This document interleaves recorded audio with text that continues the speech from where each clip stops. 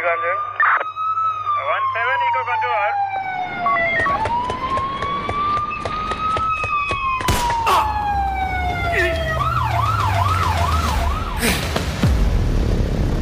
আধার রাতের শহরে ফিসফিসিয়ে চলে যাত্রা, শুধুই ঝুঁকি নেওয়ার রহস্যের ছলে। আপনি কি গোয়েন্দা গল্পের ভক্ত? শুরু হোক তদন্ত, এ খেলা সর্বনাশী, সব মিথ্যের বাজিমাত, গোয়েন্দার বাঁকা হাসি। জমে উঠুক রোমাঞ্চ, বিভিন্ন অজুহাতে এসেছে আবার নতুন গল্প নিশিডাকের রাতে। নমস্কার বন্ধুরা, নিশিডাক গল্পের আড্ডায় আমি জয়দীপ আরও একবার তোমাদের সবাইকে স্বাগত জানাই।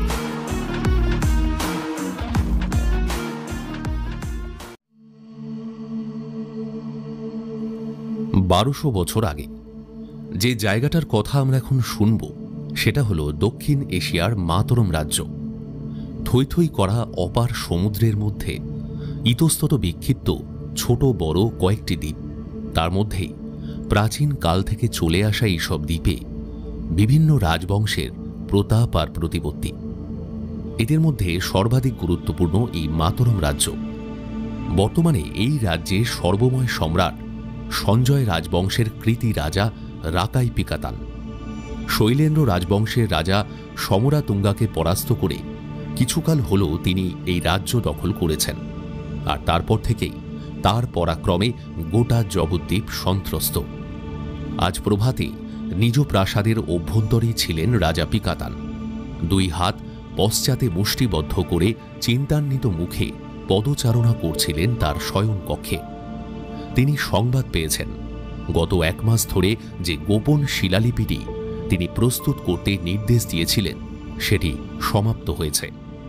একটু পরেই সেটি নিয়ে আসা হবে তার সমীপে। তার জন্যই এই অধীর অপেক্ষা। ওদিকে আরও একটা সংবাদ, গত 1 সপ্তাহকাল যাবৎ সমাপ্ত হয়েছে বিশাল আকার প্রাম্বানান মন্দির, যেটি এই অঞ্চলে সবচেয়ে বড় হিন্দু মন্দির হতে চলেছে। এও রাজা পিকাতানের জীবনের এক স্বপ্ন। এর মাধ্যমেই হয়তো ইতিহাসের বুকে চিরকালীন হয়ে থেকে যাবে তার নাম।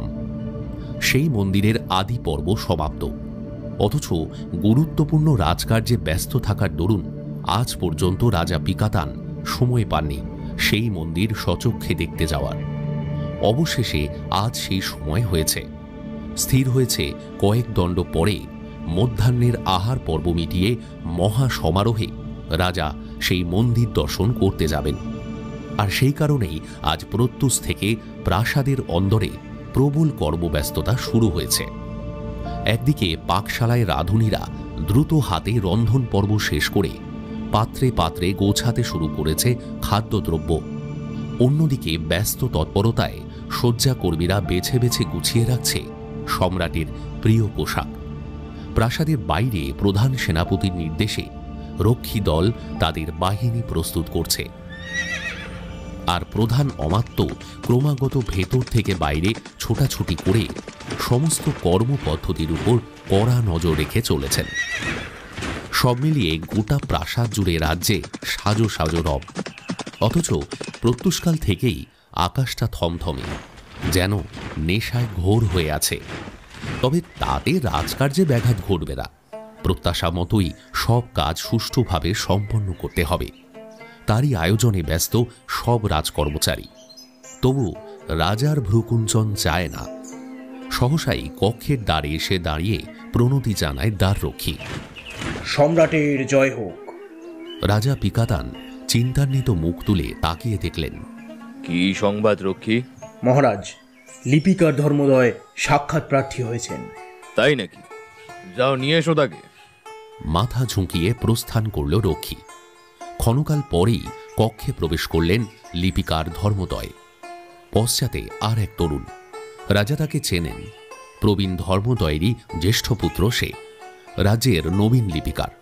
বর্তমানে সে পিতার অধীনেই শিক্ষানবিশ। কি সংবাদ ধর্মোদয়? লিপি প্রস্তুত হয়েছে? পক্ককেশ লিপিকার সম্মতিসূচক মাথা নেড়ে বললেন, হ্যাঁ হ্যাঁ মহারাজ, এই যে এই সেই লিপি বলে তিনি ইঙ্গিত করেন তরুণের দিকে। তরুণটি এগিয়ে এসে তার কাঁধের ঝোলা থেকে একটা বস্ত্রে মোড়া আয়তকার দ্রব্য বার করল। তারপর ধীরে ধীরে বস্ত্রের মোড়ক সরিয়ে ফেলতেই ভেতর থেকে বেরিয়ে এলো একটা প্রস্তর খণ্ড। দুই হাতে ধরে সেই প্রস্তর খণ্ডটি রাজার সম্মুখে মেলে ধরে তরুণ। কক্ষের আলোয় স্পষ্ট দেখা যায় সেই প্রস্তরের উপর কারুকার্যময় একটি নকশা। তার ভেতর খোদাই করা হয়েছে রাজার নির্দেশ মতো কয়েকটি লাইন। রাজা পিকাতান একবার ওপর থেকে নিচ পর্যন্ত খুঁটিয়ে খুঁটিয়ে লেখাটি পড়লেন। ক্ষণিকের জন্য তার মুখে দেখা গেল পরিতৃপ্তির ছাপ। তারপর মুখ তুলে ধর্মোদয়ের দিকে তাকিয়ে বললেন, বেশ চমৎকার কাজ হয়েছে। এবার পরবর্তী পদক্ষেপ। ধর্মোদয়, তোমার মনে আছে এই লিপিটি প্রস্তুতের পর আমি কোথায় সংরক্ষণ করতে বলেছিলাম? হ্যাঁ মহারাজ, ওই নবনির্মিত ব্রাহ্মণান মন্দিরের। মূর্খ, সে কথা কি আমি তোমাকে উচ্চারণ করতে বললাম? জানো না এই প্রাসাদের প্রতিটি স্তম্ভ আর পাথরের কান আছে? লজ্জায় অধোবদন হয়ে যায় ধর্মোদয়। তুমি আর তোমার পুত্র এক্ষুনি বেরিয়ে পড়ো। খুব সঙ্গোপনে তোমরা যাবে। দেখো কেউ যেন জানতে না পারে তোমরা কোথায় চলেছ। ঠিক যেমন বলেছি ঠিক সেই স্থানে লিপিটি তোমরা লুকিয়ে রাখবে। তারপর কাজ সমাপ্ত হয়ে গেলে আমাকে সংবাদ দেবে, ঠিক আছে? দুজনেই ঝুঁকে পড়ে রাজাকে প্রণাম করে। তারপর শিলালিপিটি আবার আগের মতো বস্ত্রখণ্ডে মুড়ে নিয়ে নিঃশব্দে বেরিয়ে যায় রাজার কক্ষ থেকে। রাজা তাকিয়ে থাকে রোদে চলে যাওয়ার দিকে। আবার চিন্তান্বিত হয়ে ওঠে তার মুখ। অলিন্দ ধরে বাইরে বেরোবার পথেই দেখা হয়ে যায় প্রধান অমাত্যর সঙ্গে। দু একটি সাধারণ বাক্য বিনিময়। একটু পরেই পিতা পুত্র দুজনেই নির্বিকার মুখে বেরিয়ে আসে প্রাসাদ থেকে। এদিক ওদিক তাকিয়ে তারা নগরের বাহির পথ ধরে। সেদিকে খানিকটা এগিয়ে গেলে অরণ্য।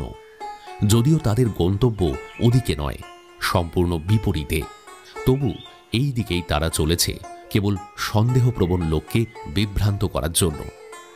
অরণ্যের মধ্যে প্রবেশ করে অন্য পথে তারা এগিয়ে যাবে যোগিয়া কাট্টার দিকে, যেখানে সদ্য গড়ে উঠেছে ব্রাহ্মণানের মহাদেবের মন্দির। সেখানে রাজার আদেশ মতো একটা নির্দিষ্ট স্থানে সবার চোখের আড়ালে তাদের লুকিয়ে রাখতে হবে এই লিপি। তবেই মহান রাজার অভীষ্ট সিদ্ধি হবে এবং সেই সঙ্গে সম্পন্ন হবে এই গোপন কার্য। কোনোভাবে এর অন্যথা হলেই ভয়ঙ্কর বিপদ নেমে আসবে তাদের ভাগ্যে। এমনকি রাজার আদেশে তাদের প্রাণনাশের আশঙ্কাও অমূলক নয়। ওরা এগিয়ে যেতে যেতে একবার চোখ তুলে আকাশের দিকে তাকালো।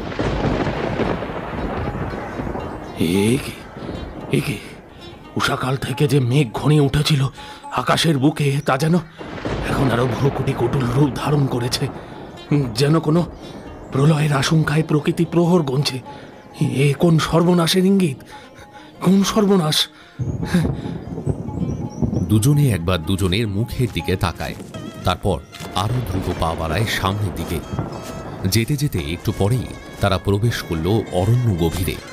যদিও খুব ঘন জঙ্গল এটা নয়, ছাড়া ছাড়া কিছু গাছপালা, ছোটখাটো ঝোপঝাড় আর নাতি উচ্চ টিলা পাথর নিয়ে গড়ে উঠেছে এই জঙ্গল। ওরা এগোতে থাকে ছোট বড় গাছ ঝোপঝাড় পেরিয়ে পশ্চিম দিকে। সেদিকেই যোগিয়া কাট্টার পথ। বেশ কিছু পথ এগোবার পরেই সহসা একটা গম্ভীর শব্দ চারিদিক গ্রাস করে বেজে ওঠে। যেন ভূমির তলা থেকে ভেসে আসছে একটা গুড়গুড় করে শব্দ। সে শব্দ শুনে অজানিত কারণেই তাদের বুকের ভেতরটা ভয় কেঁপে ওঠে। তরুণটি প্রৌঢ়ের মুখের দিকে তাকায়। সেই মুখে প্রশ্নচিহ্ন, পরিবর্তে প্রৌঢ়ের মুখে ঘনিয়ে আসে দুশ্চিন্তার ছাপ। এই শব্দ তার চেনা বলেই অজানা এক আশঙ্কা তাকে গ্রাস করেছে। তিনি তরুণের হাত চেপে ধরে তাকে আশ্বাস দেওয়ার চেষ্টা করেন, কিন্তু মনে মনে জানেন এই আশ্বাস বৃথা। এখনই এক দুঃসময় আসতে চলেছে তাদের ভাগ্যে। পরিণামে কি হবে কারুর জানা নেই, কারণ তার মন বলছে মহাপ্রলয় আসন্ন। পৃথিবী হয়তো ওলটপালট হয়ে যাবে সেই প্রলয়ে। এখন তার পূর্বে যদি আরব্ধ কাজটি কোনোভাবে শেষ করে কোনো নিশ্চিন্ত আশ্রয় মাথা গোঁজা যায়। চিন্তা শেষ হলো না, তার পূর্বেই সহসা থরথর করে কেঁপে উঠল পদতলের ভূমি। একবার, দুবার, তিনবার, সেই সঙ্গে চারিদিক থেকে প্রবল স্বরে ভেসে এলো জীবজন্তুদের ডাক। অরণ্যের প্রাণীরা বিপদের আভাস পেয়ে সমস্বরে চিৎকার শুরু করেছে। তরুণ আর কোনো দিকে না তাকিয়ে প্রৌঢ়ের হাত মুঠোয় ধরে ঊর্ধ্বশ্বাসে ছুটতে শুরু করলো সামনের দিকে। কিন্তু কোথায় যাবে? যেদিকে এগোতে চায় সেদিকেই বিপদ। বড় বড় মহিরুহ ভেঙে পড়ছে পথের ওপর, ভূমি ওলট পালট হয়ে যাচ্ছে। যেদিকে চোখ পড়ে সেদিকেই বিশৃঙ্খলা। অরণ্যের মধ্যে যেন গাছ আর পাথরগুলো নিয়ে কোনো ভয়ঙ্কর দৈত্য লোভালোপি খেলছে। এইভাবে বেশ কিছুক্ষণ মৃত্যুর সঙ্গে লুকোচুরি খেলতে খেলতে আর ওরা পারল না। মাঝপথেই বনের বিভিন্ন জায়গায় থেকে আচমকা মাটি সরে গিয়ে মস্ত বড় গহ্বর সৃষ্টি হচ্ছিল। তেমনি হঠাৎ এক বিরাট ভূমিকম্প হলো আবার, আর তখনই ওদের পায়ের তলায় আচমকা তৈরি হয়ে গেল একটা বিশাল গর্ত। আর্তনাদ করতে করতে পিতাপুত্র দুজনে হারিয়ে গেল সেই গর্তের মধ্যে। তার সঙ্গেই মাটির নিচে চিরকালের মতো হারিয়ে গেল সেই সদ্য প্রস্তুত শিলালিপি।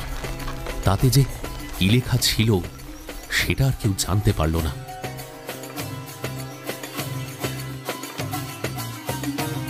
নমস্কার বন্ধুরা, আমি জয়দীপ। নিশিডাক গল্পের আড্ডায় আরও একবার তোমাদের সবাইকে স্বাগত জানাই। আজকে আমাদের গল্পের আড্ডা জমে উঠেছে সুলেখক কৃষ্ণেন্দু বন্দ্যোপাধ্যায়ের কলমে মেজর মঞ্জিত কাপুর সিরিজের দ্বিতীয় গল্প নিয়ে। টানটান উত্তেজনায় ভরপুর এই গল্পটি যদি তোমাদের ভালো লাগে অবশ্যই কিন্তু চ্যানেলটি সাবস্ক্রাইব করতে ভুলো না। আর হ্যাঁ, কমেন্ট করে জানিও কে কোথা থেকে গল্পটি শুনছো। তো চলো আর কথা না বাড়িয়ে শুনতে থাকি আমরা মেজর মঞ্জিত কাপুর সিরিজের দ্বিতীয় গল্প শিলা শত্রু শিহরণ।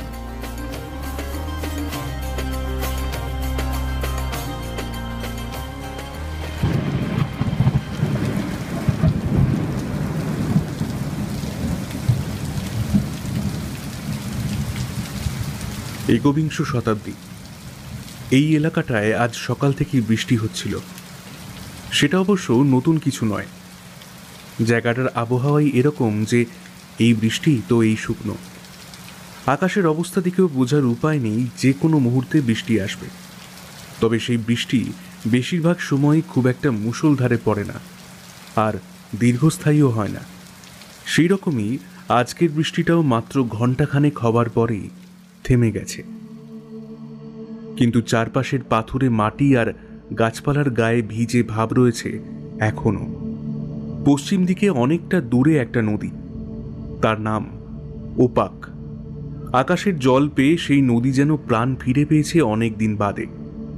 উত্তর থেকে দক্ষিণে বয়ে চলেছে ঝরঝর শব্দে, আর মাথার ওপর ধোঁয়াটে মেঘগুলো এখনো পাক খেয়ে বেড়াচ্ছে গোটা আকাশ জুড়ে।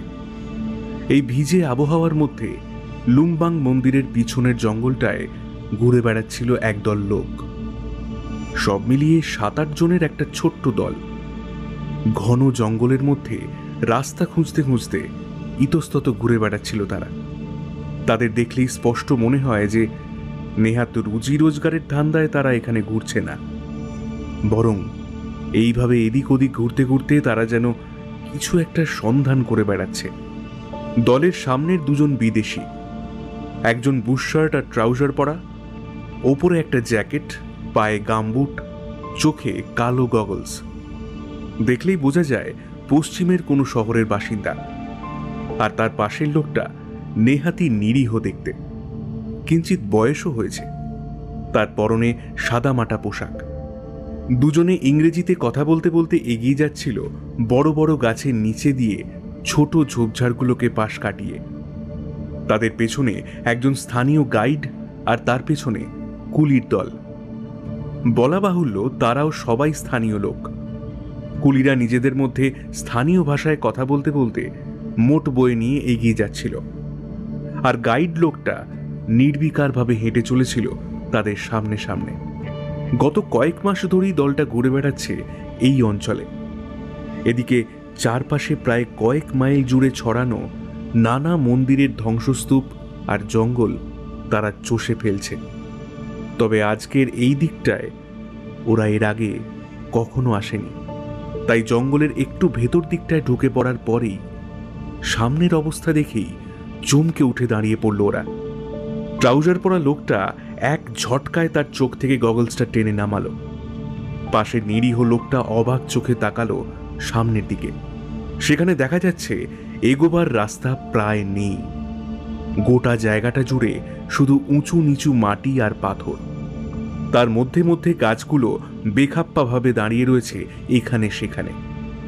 দেখে মনে হচ্ছে কেউ যেন এখানকার মাটি আর গাছপালাগুলোকে নিয়ে একটা কৌটোর মধ্যে পুরে কিছুক্ষণ লোফালুফি খেলেছে, তারপর উপুর করে ঢেলে দিয়ে চলে গেছে অন্য কোথাও। কিছুক্ষণ থ হয়ে দাঁড়িয়ে থেকে তড়বড় করে এগিয়ে যেতে গেল ট্রাউজার পরা লোকটা। তারপরেই একটা গাছের শিকড়ে হোঁচট খেয়ে পড়তে পড়তে কোনো রকমের সামনে নিল। গগলসটা চোখে লাগাতে লাগাতে প্রচন্ড একটা বিরক্তির শব্দ করে পাশের লোকটাকে বলল, আরে খাস্তগির, এ যা অবস্থা দেখছি এখানে তো আর এগোনোই যাবে না মনে হচ্ছে। খাস্তগির নামের লোকটা কিছু না বলে চিন্তিত মুখে ঘাড় নাড়ল শুধু। তাহলে কি করবে বলো? আজকের মতো হোটেলে ফিরে যাবে নাকি? একইভাবে কথা না বলে শুধু ঘাড় নাড়ল খাস্তগির। আরে দেখো, অনেক তো হলো, এই এরিয়ার প্রায় সব জায়গাতেই চষে ফেললাম আমরা, কিন্তু আসল কাজের কোনো কিচ্ছু হয়নি। আমার মনে হয় এবার আমাদের দেশে ফেরাই ভালো। অনেকদিন তো হলো দেশের বাইরে আছি, আর ভালো লাগছে না। খাস্তগির লোকটা শুকনো একটা হাসির সঙ্গে বলল, হ্যাঁ ফেডরিক, ঠিকই বলেছ তুমি। অনেকদিন হলো আমরা বাড়ি ছাড়া, কিন্তু ফেডরিক, যে জন্য আমাদের এত ঘোরাঘুরি সেটারই তো সন্ধান পাওয়া গেল না এখনো। তাহলে কি ওই 1000 মন্দিরের কথা পুরোটাই মিথ? ইয়েস মাই ফ্রেন্ড, আমার আর কোনো সন্দেহ নেই, আসলে সবটাই মিথ। কবেকার কোন এক আদ্যিকালের একটা গল্প, যার কোনো মাথা নেই মুন্ডু নেই, আর আমরা বোকার মতো পেছনে ছুটে চলেছি এতদিন ধরে। আদারে বাদারে ঘুরছি, মন্দিরগুলোতে ঢু মারছি, কিন্তু লাভের লাভ কি কিছু হয়েছে? মাঝখান থেকে গাদা গাদা টাকা খরচা হয়ে যাচ্ছে। তা বটে। আর দেখো, যে সেউ মন্দিরটাকে নিয়ে আসল গল্পটা, তার আশেপাশে তো কোনো জায়গায় আমরা খুঁজতে বাকি রাখিনি, তাই না? আরে সেটাই তো বলছি ডিয়ার, তার মানে হলো আসলে 250খানা মন্দিরই আছে, বাকি 750টা মন্দির কোনোদিন ছিলই না, শুধু গল্প কথা। নাহলে এতদিনে কি আর অন্য আভাস ইঙ্গিতে কিছুই পেতে না? কথা বলতে বলতে হঠাৎ স্তব্ধ হয়ে যায় ফ্রেডরিক। খাস্তগির উঁচু নিচু ঢিবিগুলোর মাঝখান দিয়ে 2-1 পা এগিয়ে যেতে গিয়ে হঠাৎ দাঁড়িয়ে পড়েছে। একটা গাছের দিকে তাকিয়ে মুখে আঙুল দিয়ে চুপ করতে বলছে ফ্রেডরিককে। দুজনেই থমকে দাঁড়িয়ে পড়ে। তার পেছনে গাইড আর কুলির দলও। সবার দৃষ্টি ওই গাছের দিকে। ধীরে ধীরে উঁচু নিচু ঢিবিগুলো সামলে সামনের দিকে একটা গাছের কাছে এগিয়ে যায় খাস্তগির। তার পাশে পাশে ফ্রেডরিক। বহু প্রাচীন একটা সেগুন গাছ, মস্ত চওড়া তার গুঁড়ি। তাকে চারদিক থেকে জালের মতো ঘিরে রয়েছে লতা গুল্মের ঝাড়। গাছটার শিকড় যেখানে ছড়ানো, তার সামনে মাটির ওপরেও খানিকটা জায়গা উঁচু ঢিবির মতো। তার এলোমেলো মাটির ভেতর থেকে উঁকি মারছে একটা স্লেটের মতো চৌকো পাথরের একটা কোণা। My goodness! অত্যন্ত বিস্ময়ের সঙ্গে কথাটা বলে তড়বড় করে সামনে এগিয়ে যায় ফ্রেডরিক। খাস্তগির নামের লোকটা ততক্ষণে এগিয়ে গিয়ে ঝুঁকে পড়েছে জিনিসটার কাছে। পেছনের কুলির দল আর গাইড লোকটাও বড় বড় চোখে তাকিয়ে আছে ওই দিকে। ফ্রেডরিক একেবারে সামনে চলে গেল। তারপর নিচু হয়ে জিনিসটার পাশ থেকে মাটি সরাতে শুরু করলো হাত দিয়ে। দুপাশ থেকে খানিকটা মাটি সরাতেই বোঝা গেল ওরা যা ভাবছিল তাই। এটা একটা চৌকো পাথর, যা হয়তো বহুকাল ধরে ঢুকে আছে মাটির ভেতর। কোনোভাবে আজ তা বেরিয়ে পড়েছে গাছের তলার মাটি ভেদ করে, আর তার শরীরে কালচে বিবর্ণ মাটির আকারে লেপ্টে আছে বহু প্রাচীনকালের জমানো ইতিহাস। ফ্রেডরিক সোজা হয়ে উঠে দাঁড়ায়। তারপর খাস্তগিরির দিকে একবার তাকিয়ে নিয়ে হাত তুলে ইশারা করে কুলির দলটাকে। ওরাও ফ্রেডরিকের ইঙ্গিত বুঝে ফেলেছিল, তাই দুজন কুলি পিঠের ব্যাগ ফেলে এগিয়ে আসে। ওদের একজনের হাতে একটা কোদাল আর অন্যজনের হাতে ছোট একটা গাঁইতি। কিছুক্ষণের মধ্যেই পাথরটার চারপাশ থেকে মাটি কেটে ফেলতে ফেলতে একসময় উঠে আসে পাথরটা। 1 হাতের মতো লম্বা আর 8 ইঞ্চির মতো চওড়া একটা পাথর। তার দুদিকেই মাটির মোটা আস্তরণ পড়ে আছে। পিঠের ব্যাগ থেকে জলের বোতলটা বের করে খাস্তগির। জল ঢেলে ঢেলে পাথরের ওপর থেকে বহুদিনের জমে থাকা মাটি ধুয়ে ফেলা হয়। ব্রাশ দিয়ে ঘষে ঘষে পরিষ্কার করা হয় ময়লার আস্তরণ। আর তারপরেই ওদের চোখের সামনে দিনের আলোয় ঝলসে ওঠে পাথরটা। তার একটা দিক একেবারে মসৃণ, সেখানে কিচ্ছু নেই, আর অন্যদিকে আয়তাকার পাথরটার চারধারে অপূর্ব সুন্দর কারুকার্য করা একটা ফ্রেম, তার মাঝখানে অজানা ভাষায় কিছু লেখা। অতি আগ্রহের সঙ্গে খাস্তগির ঝুঁকে পড়ে পাথরটার দিকে। তার ওপর থেকে নিচে বারংবার চোখ বোলাতে বোলাতে অস্ফুটে বলে ওঠে, কি সাংঘাতিক, কি সাংঘাতিক। ফ্রেডরিক কৌতূহলী চোখে খাস্তগিরের দিকে তাকিয়ে বলে ওঠে, তার মানে পাথরটা কিসের? তুমি কিছু বুঝতে পারছো? খাস্তগির অল্প হেসে মাথা নাড়তে নাড়তে বলল, তুমি বুঝতে পারছো না? না। আমাদের ঘোরাঘুরি বোধহয় এবার সার্থক হলো। এতদিন আমরা যা যা পেয়েছি তার মধ্যে সব থেকে গুরুত্বপূর্ণ হলো আজকের আবিষ্কার। কারণ অ্যাপারেন্টলি দেখে যা বুঝছি, এই পাথর যে সে পাথর নয়, এটা হলো কমসে কম 1000 বছরের পুরনো একটা শিলালিপি। মাই গড!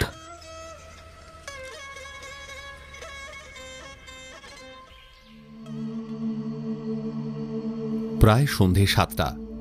অফিস থেকে তখনও বেরোয়নি, সবে একটা জরুরি মিটিং সেরে উঠে চা নিয়ে বসেছিলাম। একটু পরেই ব্যাগ গুছিয়ে বাড়ির দিকে রওনা দেব। ঠিক সেই সময়ে মোবাইলটা বেজে উঠল। একটু বিরক্তি নিয়েই পকেট থেকে বার করেছিলাম ফোনটা, কিন্তু ডিসপ্লেতে নামটা দেখে অবাক হয়ে গেলাম, মেজর। এই সময়ে তড়িঘড়ি সাড়া দিতেই মেজর বললেন, ব্রাদার, অসময়ে একটু ডিস্টার্ব করছি, আসলে কিছু করার নেই। আজ একবার অফিস ফেরত একটু দেখা করে যেও তো, জরুরি দরকার আছে। ফোনটা পেয়ে একটু অবাকই হলাম। খুব দরকার না পড়লে মেজর অফিসের দিনে ডাকেন না, বিশেষ করে আগামী পরশুই রবিবার। সেদিন সকালেই তোর বাড়ি যাচ্ছি, তাহলে আজই শুক্রবার রাত্রে হঠাৎ কেন ডেকে পাঠালেন? কি এমন জরুরি ঘটনা ঘটল? এইসব নানান চিন্তায় আচ্ছন্ন মন নিয়েই রওনা দিলাম মেজরের বাড়ির দিকে। আপনারা যারা ইতিপূর্বেই মেজরের কথা শুনেছেন বা তার কীর্তিকলাপের কিছু কিছু পরিচয় পেয়েছেন, তারা বোধহয় জানেনই যে সাধারণত প্রতি রবিবার সকালেই মেজরের বাড়িতে আমরা যাই। আমরা বলতে আমি, অর্থাৎ এই আকাশ মজুমদার, আর আমার ফ্রিল্যান্স ফটোগ্রাফার বন্ধু অরিন্দম রায়। বলা যায় সপ্তাহে এই একটা দিন ওখানে না গেলে আমাদের দুজনের ভাত হজম হয় না। তার কারণ অবশ্য একটাই, মেজর মঞ্জিত কাপুর। চাকরির বয়স ফুরোবার আগেই আর্মিতে ইস্তফা দিয়ে কলকাতায় স্থায়ীভাবে আস্তানা নিয়েছেন তিনি। তার পিতৃদেব জাতিতে ছিলেন জাট, তিনিও মিলিটারিতে ছিলেন সারা জীবন। সেই পৈতৃক সূত্রে পাওয়া সম্পত্তির সঙ্গে নিজে জমানো টাকা নিয়েই মেজর সুখেই আছেন। এখন তাই স্রেফ মনের খেয়ালে পড়াশোনা আর রহস্য, এই দুটো নিয়েই মেতে আছেন, আর আমাদের দুজনকেও মাতিয়ে রেখেছেন।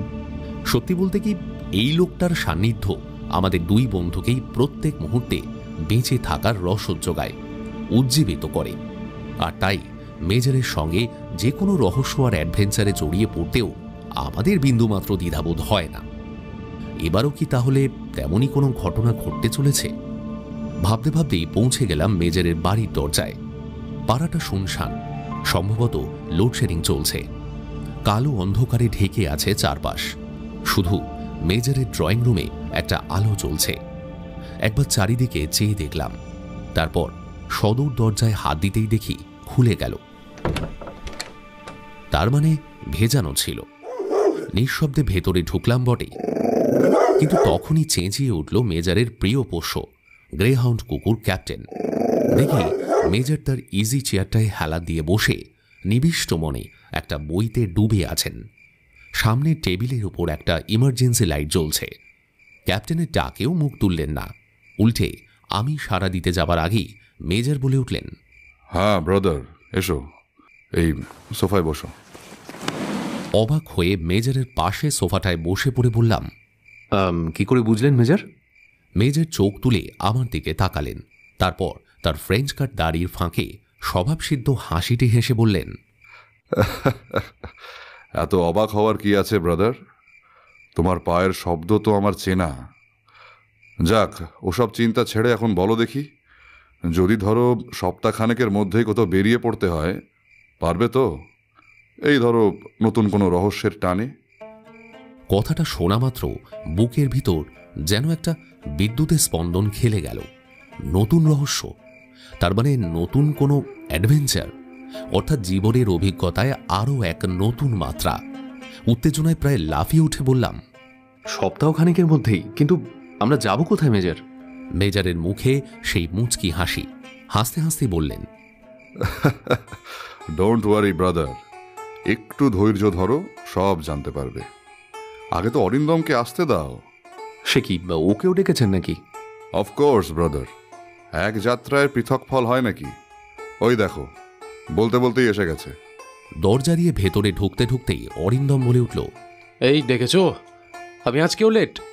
মেজর, আপনি আকাশকে আগে ভাগে আবার কিছু বলে দেননি তো? হ্যাঁ রে, সব কথাই হয়ে গেছে। দেখ আকাশ, সব ব্যাপারে ইয়ার্কি মারিস না, হ্যাঁ? ভালো হবে না কিন্তু।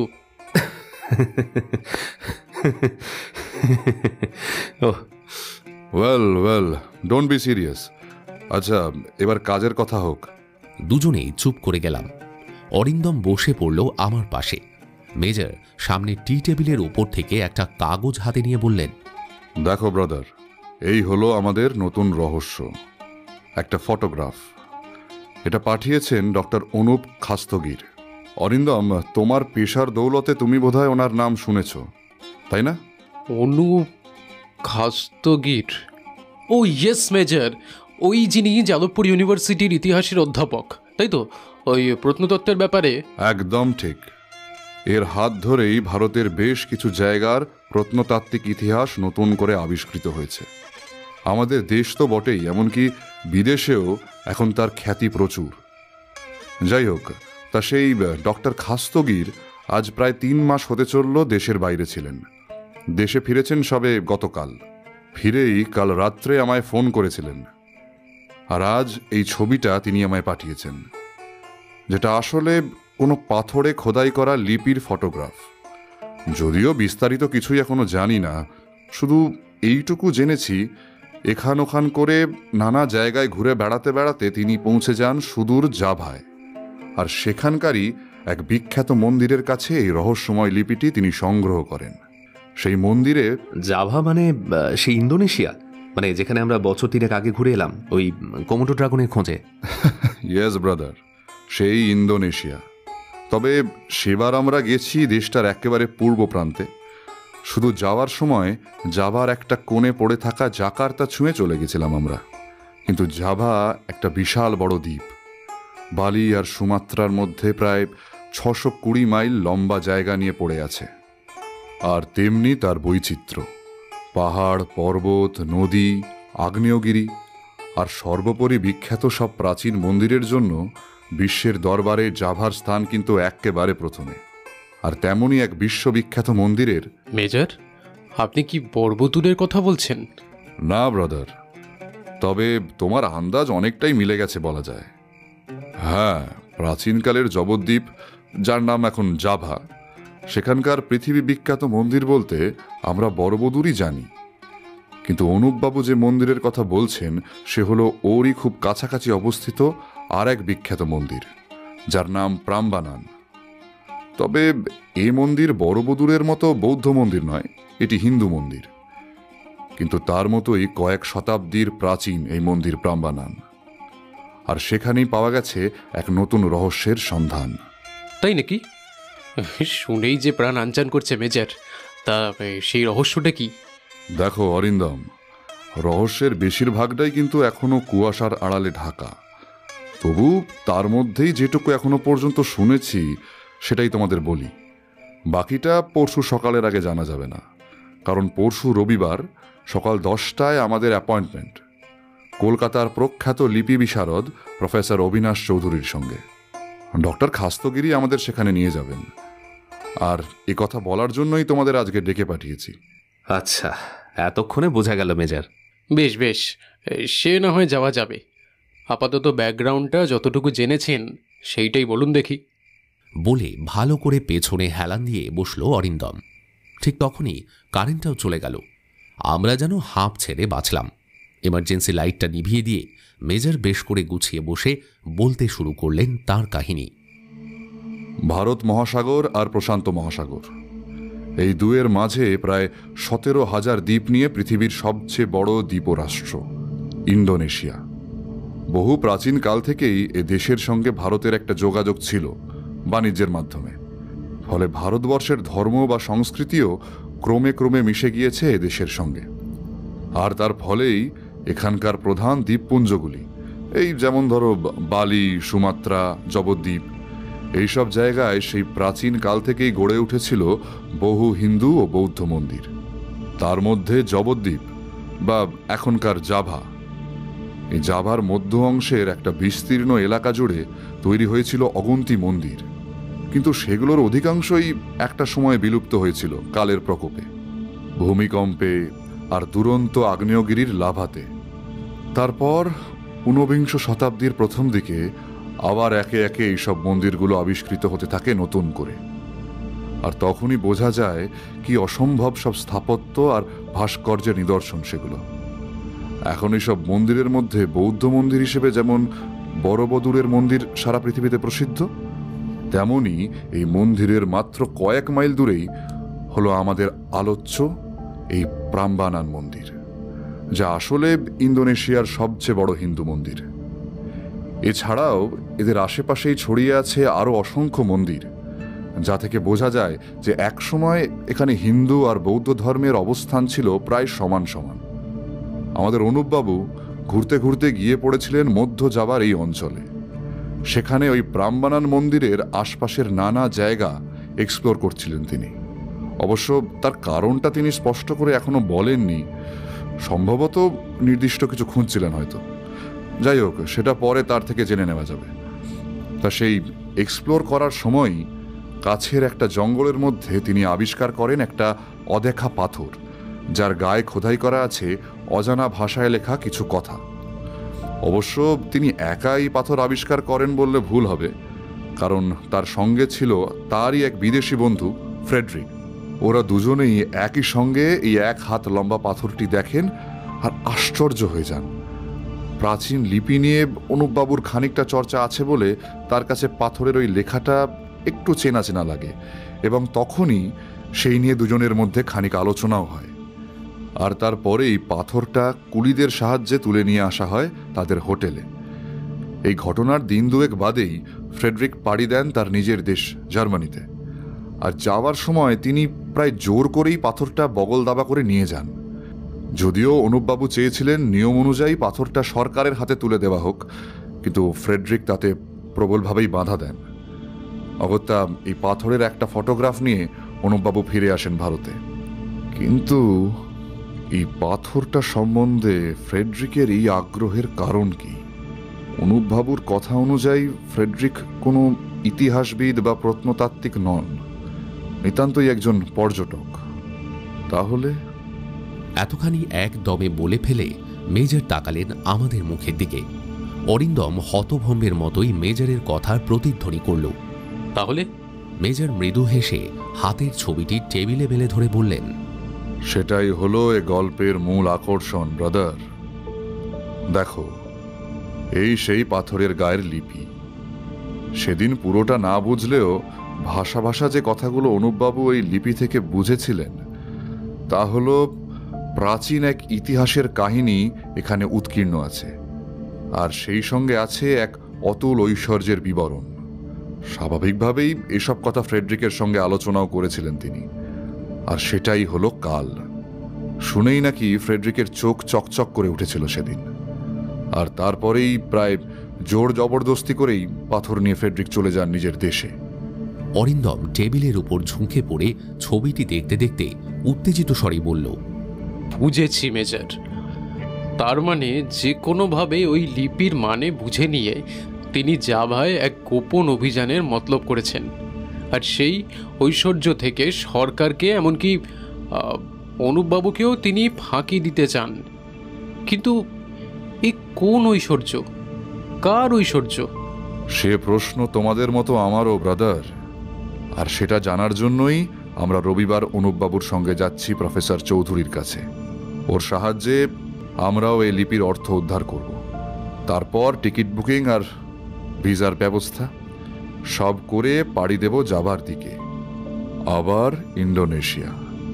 তবে এবার অন্যদিকে, এক গুপ্ত রত্ন ভাণ্ডারের সন্ধানে। মেজরের কথাগুলো শুনতে শুনতে মনে মনে উত্তেজিত হয়ে উঠতে থাকি। আবার একটা দুর্বার অ্যাডভেঞ্চার আমাদের ডাকছে, ডাকছে সেই দীপভূমি, ডাকছে রত্নভাণ্ডার। তবে আর যাই হোক, আমরা কিন্তু ঐশ্বর্যের লোভে যাচ্ছি না, যাচ্ছি রোমাঞ্চকর জীবনের লোভে।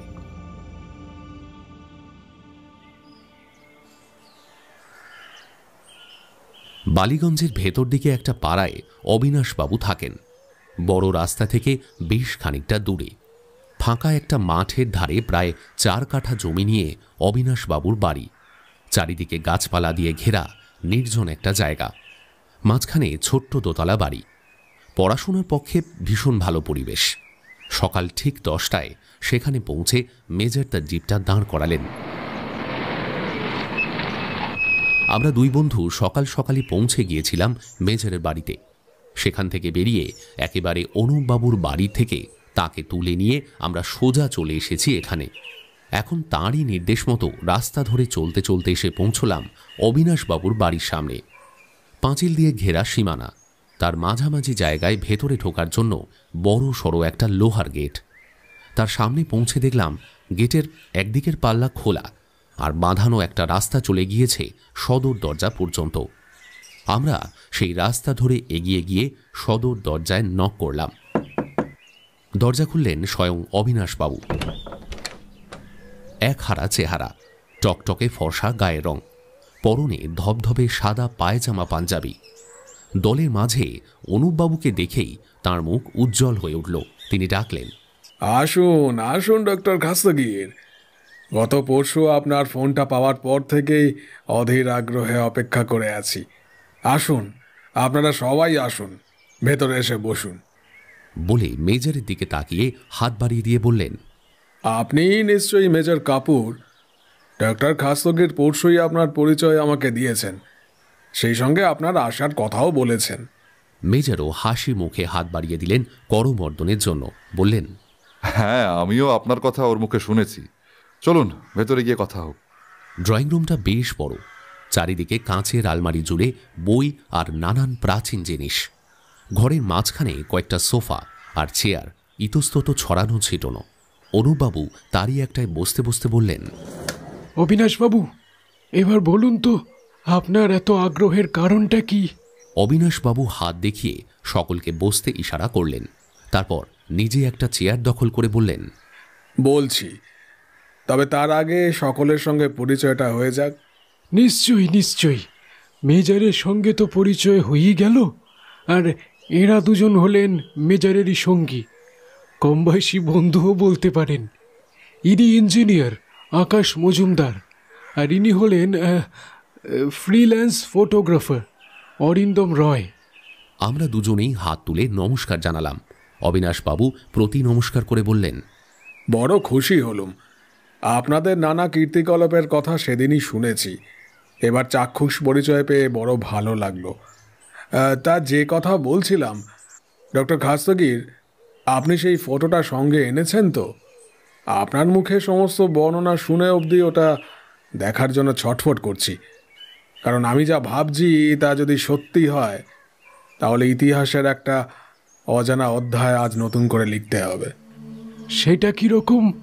দেখুন ডক্টর খাস্তগীর, ওই শিলালিপিটা আপনি যেখান থেকে উদ্ধার করেছেন সেই জায়গার ঐতিহাসিক গুরুত্ব কিন্তু অপরিসীম। আজ থেকে অন্তত কয়েকশো বছর আগে ইন্দোনেশিয়ার ওই অঞ্চল ঘিরে বেশ কয়েকটি রাজবংশের উদ্ভব ঘটে, যারা কয়েক পুরুষ ধরে পরস্পরের সঙ্গে হানাহানি মারামারি করে নিজের নিজের মতো রাজত্ব করেছিল। সেই সঙ্গে বৌদ্ধ ধর্ম ও হিন্দু ধর্মের লড়াইও শুরু হয় প্রবল বিক্রমে। সেই সব রাজারা নিজের নিজের রাজ্য রক্ষার পাশাপাশি ধর্মীয় অনুশাসনের জন্য যে যার মতো মন্দিরও প্রতিষ্ঠা করে, যেগুলো ইদানিংকালে নতুন করে আবিষ্কৃত হওয়ার পর গোটা বিশ্বের সামনে খুলে গেছে ইতিহাসের বহু অজানা অধ্যায়।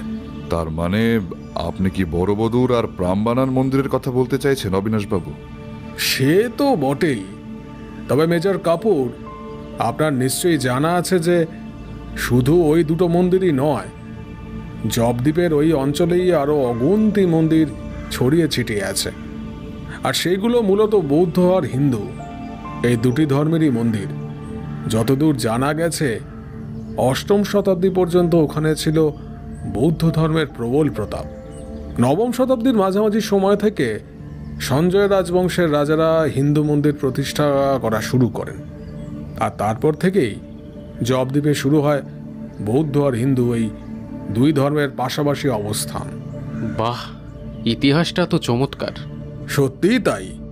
যারা প্রাচীন ইতিহাস নিয়ে একটু আধটু নাড়াচাড়া করেন তারাই ওই অঞ্চলের ইতিহাস নিয়ে প্রচণ্ড আগ্রহী, কারণ প্রাচীনকালে সেই সব ইতিহাসের আড়ালে লুকিয়ে আছে শয়ে শয়ে কাহিনী আর উপকথা।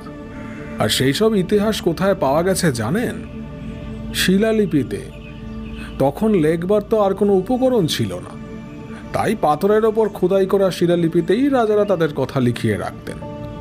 আর সেইভাবেই কালাসান শিলালিপিতে পাওয়া যায় শৈলেন্দ্র বংশের কথা, মন্তাসে লিপিতে জানা যায় সঞ্জয় রাজবংশের পরিচয়, অথবা শিবাগ্রহ লিপিতে এই ব্রাহ্মণান মন্দির তৈরির ইতিহাস। ও yes, right you R.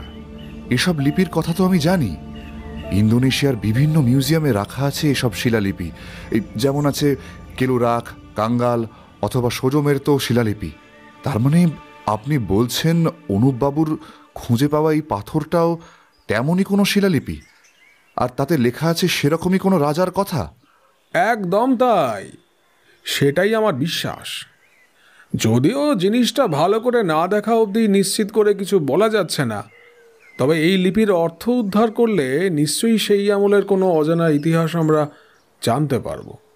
Doctor Khastagir, আমার আর তর সইছে না। কোথায় সেই ছবিটা? মেজর সকালেই ফটোটা অনুপবাবুকে ফেরত দিয়েছিলেন। অনুপবাবু সেটা সযত্নে কাগজে মুড়ে সঙ্গে এনেছিলেন।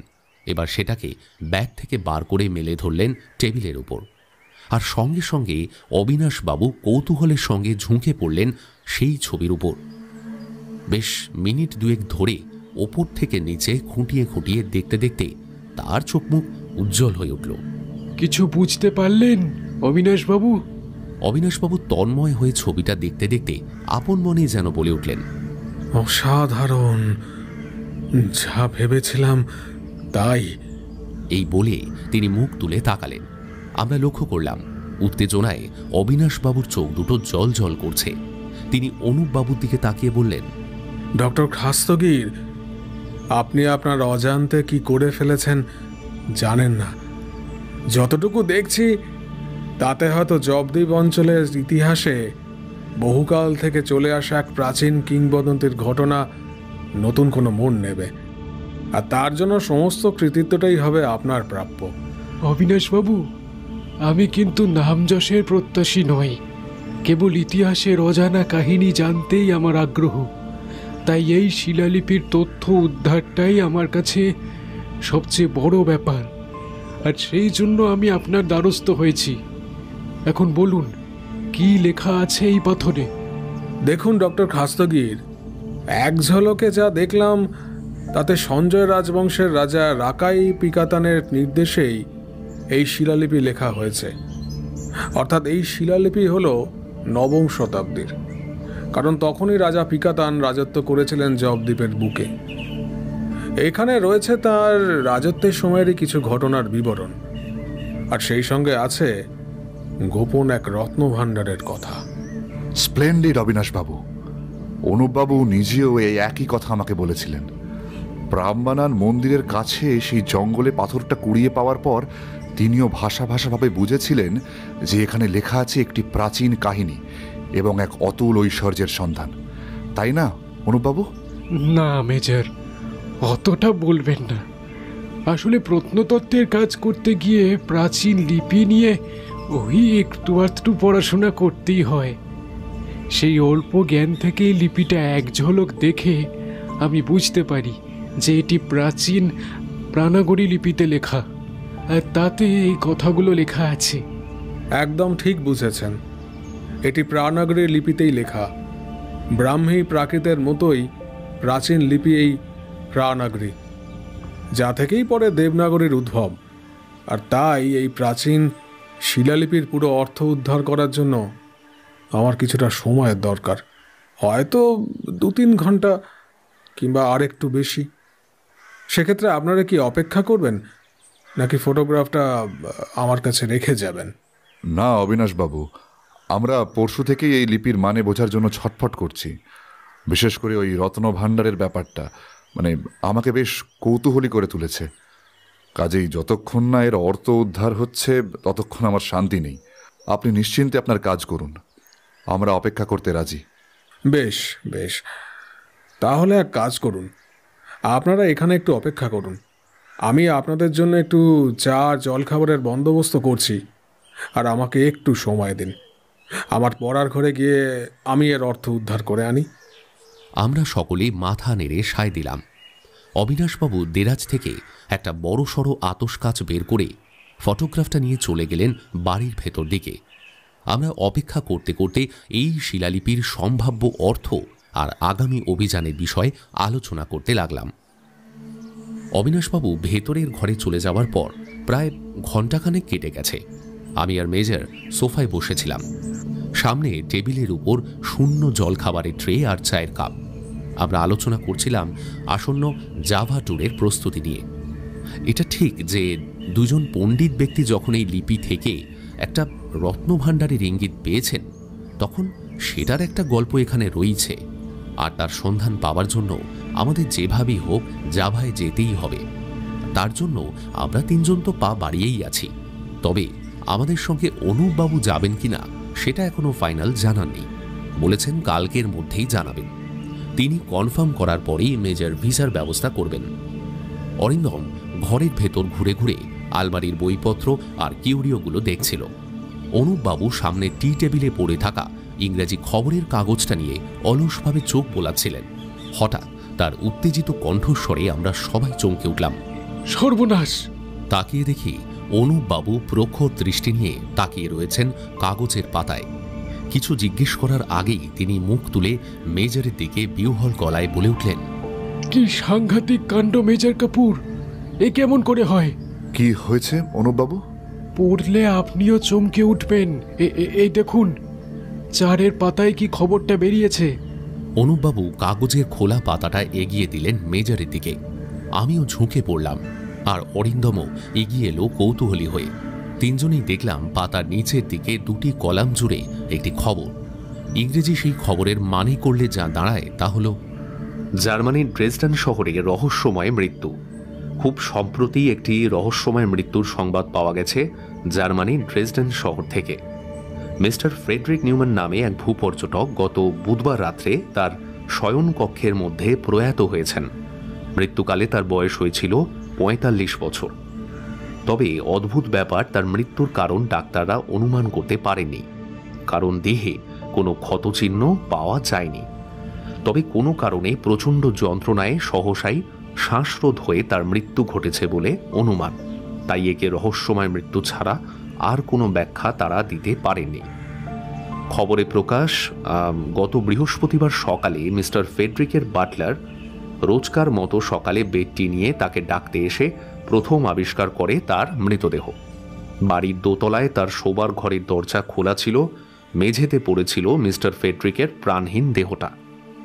পুলিশ এসে জিজ্ঞাসাবাদ করে জানতে পারে যে প্রত্যেক দিন রাতে দরজা বন্ধ করে শোয়াই ছিল তার অভ্যেস, কিন্তু সেদিন কী কারণে দরজা খোলা ছিল সেটা তারা বুঝতে পারছেন না, সদুত্তর পাওয়া যায়নি।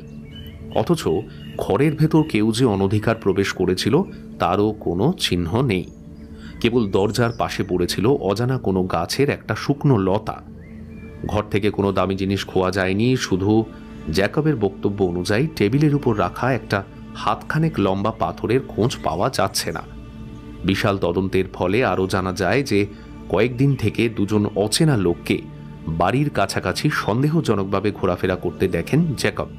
তাদের পরনে ছিল বেশ অদ্ভুত ধরনের পোশাক, যা জার্মানি শহরের বুকে একেবারেই বেমানান। স্বভাবতই বাড়ির মালিককে সে কথা জানায় জ্যাকব, কিন্তু মিস্টার ফ্রেডরিক তার কথা শোনার পর প্রথমে একটু চিন্তিত হয়ে পড়লেও পরক্ষণেই সবটা হেসে উড়িয়ে দেন। প্রসঙ্গত জানিয়ে রাখা ভালো, মিস্টার ফ্রেডরিক ছিলেন অবিবাহিত তার বাড়িতে তিনি ছাড়া এই বাটলার আর একজন মালি ছাড়া আর কেউ থাকতো না। প্রায়শই পর্যটনের নেশায় তিনি সারা পৃথিবী ঘুরে বেড়াতেন। এমনকি মাত্র দিন 15 আগেই তিনি পর্যটন শেষ করে ফিরে এসেছিলেন ইন্দোনেশিয়ার জাভা অঞ্চল থেকে। পুলিশ তদন্ত চলছে। মৃত্যু রহস্যের কিনারা না পাওয়া পর্যন্ত ওই বাটলার আর মালিককে আটকে রেখেছে পুলিশ। এক নিঃশ্বাসে খবরটা পড়া শেষ করে আমি আর অরিন্দম দুজনই দুজনের মুখের দিকে তাকালাম। মেজর বলে উঠলেন, মাই গুডনেস, এ তো সত্যি অদ্ভুত ব্যাপার। শেষে কিনা মিস্টার ফ্রেডরিক। আচ্ছা অনুপবাবু, এ ব্যাপারে আপনার কি মনে হয়? অনুপবাবু এতক্ষণে দুহাত পেছনে রেখে চিন্তিত মুখে পায়চারি করছিলেন ঘরের ভেতরে। মেজরের কথায় ঘুরে দাঁড়িয়ে বললেন, কি জানি, আমার মাথায় তো কিছুই ঢুকছে না মেজর। ফেডরিকের মতো এমন ডাকাবুকো লোক, সে যে এইভাবে মারা যেতে পারে এ তো আমি ভাবতেই পারছি না। আর ওই রকম রহস্যজনক মৃত্যু। আপনি কি কিছু বুঝতে পারছেন মেজর? মেজর খবরের কাগজের পাতার দিকে একদৃষ্টে তাকিয়ে কি যেন ভাবছিলেন। অনুপবাবুর কথায় খানিকটা চমকে উঠে মুখ তুললেন। হ্যাঁ অনুপবাবু, মনে হয় একটু একটু বুঝতে পারছি, কিন্তু এখনই কোনো সিদ্ধান্তে আসতে চাইছি না, কারণ পুরো ব্যাপারটা বুঝতে গেলে আরও বিস্তারিত জানা প্রয়োজন। আর তার জন্য দরকার এমন কাউকে যে সেই কাজটা অনায়াসে করতে পারবে। আচ্ছা আকাশ, প্রত্যুষকে তোমার মনে আছে? আমি মুখ খোলার আগেই অরিন্দম বলল, প্রত্যুষ মানে আমাদের চ্যানেল জেড এর স্টার রিপোর্টার প্রত্যুষ? হ্যাঁ, আমি তার কথাই বলছি। এই খবরটা দেখার পর মনে হচ্ছে তার সঙ্গে একবার যোগাযোগ না করলেই নয়। তাকে ধরতে পারলে আরও অনেক কিছু হয়তো জানা যেতে পারে। হয়তো সে তার মিডিয়ার সাহায্য নিয়ে আরও নতুন কিছু খবর আমাদের দিতে পারে, যা আমাদের পরবর্তী পদক্ষেপের পক্ষে ভীষণ জরুরি। কিন্তু এখানকার কাজ যতক্ষণ না মিটছে ততক্ষণ অন্য কোনো দিকে মনও দিতে পারছি না। দেখা যাক, দুপুরের মধ্যেই তাকে একবার ফোন করব। বলে মেজর হাতের ঘড়ির দিকে একবার তাকালেন।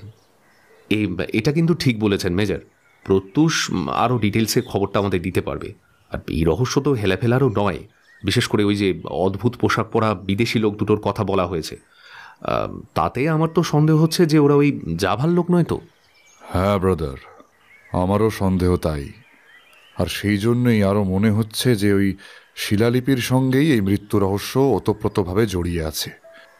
কারণ আমি নিশ্চিত যে টেবিল থেকে যে পাথরটা উধাও হয়েছে বলছে, সেটা সেই জাভা থেকেই নিয়ে যাওয়া পাথরটা। ওটা ছাড়া আর কিছুই নয়। এ তো বড় চিন্তার ব্যাপার মেজর। জাভার লোক যদি এই সুদূর জার্মানিতে গিয়ে হাজির হতে পারে, তাহলে তো আমাদের এখানেও এসে পড়াটা অসম্ভব কিছু নয়। সেটাই তো ভাবছি। ইতিমধ্যে হয়তো আপনার অজান্তেই আপনার ওপরেও নজর রাখা শুরু হয়ে গেছে, আর সেই সূত্র ধরে আমরাও হয়ে গেছি তাদের লক্ষ্য। তাই সবাইকেই বলছি, এখন থেকে প্রতি মুহূর্তে আমাদের সজাগ থাকতে হবে। কিন্তু জাভার লোক, আচ্ছা তারা কারা হতে পারে অনুপবাবু? মানে আপনাদের এই শিলালিপি পাওয়ার ব্যাপারটা আর কারা জানতে পেরেছে, কিছু অনুমান করতে পারেন? সেটা তো কারোর জানার কথা নয় মেজর। হ্যাঁ, আমরা যে অঞ্চলে মাস দুয়েক ধরে ঘোরাঘুরি করেছিলাম সেটা অনেকেই লক্ষ্য করেছিল, কিন্তু ওই পাথরটা পাওয়ার সময় তো কেউই দেখেনি। শুধু আমাদের সঙ্গে যে কুলিরা ছিল তারা ছাড়া আর তো কেউ জানতেও পারেনি। কিন্তু তারা এমন অশিক্ষিত যে আমাদের আলোচনা থেকে তারা কিছুই বুঝে উঠতে পারবে না। তাছাড়া ওই 2 মাসে আমরা তো এদিক ওদিক করে অনেক কিছুই টুকিটাকি জিনিস কুড়িয়ে এনেছি, যেগুলো আপাত দৃষ্টিতে খুব সাধারণ মনে হলেও আমাদের হিসেবে তাদের প্রত্নতাত্ত্বিক মূল্য অসীম। কাজেই এটা ভাবাতে তো নতুন করে কারোর কৌতূহল জাগার কথা নয়, আর বোঝার কথাও নয় যে আমরা কি পেলাম। তাহলে অনুপবাবু, আমার কিন্তু ধারণা যেভাবেই হোক আর যার মাধ্যমেই হোক, ওখান থেকেই একটা রত্ন ভাণ্ডারের গল্প ছড়িয়েছে। আর তাই ফ্রেডরিকের পিছু নিয়ে তারা পৌঁছে গেছে জার্মানিতে, হয়তো আপনার পিছু নিয়েও ভারতে এসেছে। তাই এখন যত শীঘ্র সম্ভব আমাদের যাত্রা করতে হবে জাভার দিকে, যাতে অন্য কেউ ওই রত্ন ভাণ্ডারের সন্ধান পাওয়ার আগেই আমরা পৌঁছে যেতে পারি। তবে তার আগে দরকার এই লিপির অর্থ বুঝে নেওয়া। দেখা যাক অবিনাশবাবু কতক্ষণে এই কাজে সক্ষম হন। মেজরের কথা শেষ হয়েছে কি হয়নি, হন্তদন্ত হয়ে সদর ঘরে এসে উপস্থিত হলেন অবিনাশবাবু। ঘামে চকচক করছে তার মুখ, হাতে সেই ফটোগ্রাফ আর একটা কাগজ। বোঝাই যাচ্ছে কোনো কারণে তিনি বেশ উত্তেজিত। ঘরে ঢুকতে ঢুকতেই রীতিমতো হাঁপাতে হাঁপাতে বললেন, মিলে গেছে ডক্টর খাস্তগীর, আমার ধারণা অদ্ভুতভাবে মিলে গেছে। সেই সঙ্গে বহুকালে সেই কিংবদন্তির এবার নিষ্পত্তি হতে চলেছে। মেজর প্রবল উত্তেজনায় উঠে দাঁড়িয়ে বললেন, কি বলছেন কি অবিনাশবাবু? তার মানে শিলালিপির অর্থ উদ্ধার হয়ে গেছে? তাহলে রত্নভাণ্ডার? হ্যাঁ মেজর কাপুর, রত্নভাণ্ডার সেটা তো আছেই, তবে সেই কথা আমি পরে আসছি। তার আগে বলুন তো মেজর, আপনি রোরো জংরাংয়ের গল্প শুনেছেন কখনো? মেজর থমকে গেলেন এক মুহূর্তের জন্য, তারপর ভুরু কুঁচকে বললেন, রোরো জংরাং? অবিনাশবাবু কোনো জবাব দেওয়ার আগেই অনুপবাবু ব্যগ্রস্বরে বলে উঠলেন, এ কি বলছেন অবিনাশবাবু? রোরো জংরাং? কি আশ্চর্য, কি আশ্চর্য! এ তো একেবারে অদ্ভুত সমাপতন। তার মানেটা তো আমিও ভাবার চেষ্টা করছি মেজর কাপুর। কি অদ্ভুত ব্যাপারটা দেখুন। এই রোরো জংরাংয়ের গল্প বা মিথ যাই বলুন না কেন, সেটার জন্যই কিন্তু আমরা এত দিন ধরে সেন্ট্রাল জাভার ওই অংশে ঘুরে বেরিয়েছি এই দিনের পর দিন। সে এক অদ্ভুত সুন্দর গল্প, রাজপুত্র বান্দুং আর রাজকুমারী রোরোর গল্প। তাই না অবিনাশবাবু? কিন্তু সেই গল্পের মধ্যেই যে একটা অজানা রহস্য লুকিয়ে আছে, প্রাচীন পৃথিবীর একটা অজানা খবর, তারই সন্ধানে আমি আর ফেডরিক সবকিছু ভুলে সেসব আমি আপনাকে খুলে বলবো মেজর কাপুর। এখন আগে জানা দরকার যে ওই গল্পের সঙ্গে কি কোনোভাবে এই শিলালিপির কিছু। হ্যাঁ ডক্টর খাস্তগীর, ঠিকই ধরেছেন আপনি। আমি সেই মিথটার কথাই বলছি। বহু শতাব্দী ধরেই এই অদ্ভুত গল্পকথা ওখানকার লোকের মুখে মুখে ফেরে। এক অলৌকিক শক্তিধর রাজপুত্র আর অহংকারী রাজকন্যা রোরো জংরাংয়ের গল্প। সে গল্পের মধ্যে প্রচুর অলৌকিকের ছোঁয়া। শুধু বাস্তবের সঙ্গে তার মিল এতটুকুই যে শেষ পর্যন্ত অভিশপ্ত রাজকুমারী রোরো সারা জীবনের মতো বন্দিনী হয়ে রয়ে গেলেন ওই ব্রাহ্মণান মন্দিরের দুর্গামূর্তি রূপে। কিন্তু এই গল্পের উৎস কোথায়, কিভাবে এই মিথের সৃষ্টি হলো, এতদিন তা জানা সম্ভব হয়নি। কারণ মাঝের কিছুদিনের ইতিহাস রয়ে গিয়েছিল লোকচক্ষুর আড়ালে।